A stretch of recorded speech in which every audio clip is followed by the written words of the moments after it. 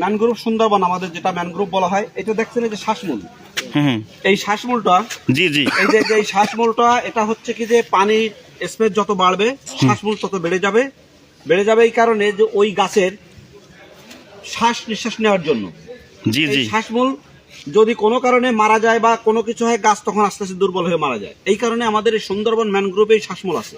তো এই কারণে আপনারা দেখেন অন্য কোনো ইসের জঙ্গলে কিন্তু পানি ওঠে না, জোয়ার পানি, কিন্তু আমাদের সুন্দরবনে কিন্তু জোয়ারে পানি উঠবে, 6 ঘন্টা পরে আবার ভাটা লাগলে শুকায় যাবে। তার সুন্দরবন নামকরণ যে সুন্দরী গাছ, যে সেটা হয়তো আমরা অনেকে চিনি না। সুন্দরী গাছ কিন্তু এইগুলো এর কার্যকারিতা এমন, এই সুন্দরী গাছ, এই গাছটা বয়স আছে মিনিমাম 30 থেকে 40 বছর, কিন্তু বোঝা যাচ্ছে যে ছোট গাছ, কিন্তু না, এটা অনেক হার্ডি শক্ত গাছ এবং এটা খুব মূল্যবান গাছ।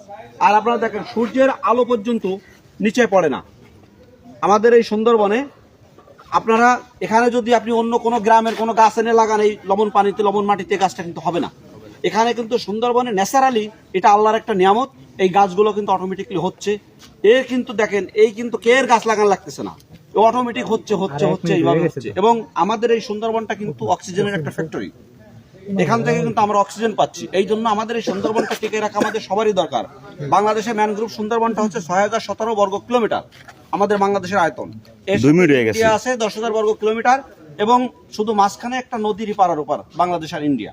এই বিশ্বের ম্যানগ্রোভ সুন্দরবন 10,017 বর্গ কিলোমিটার। এটা আমাদের বাংলাদেশের জন্য একটা আল্লাহর নিয়ামত।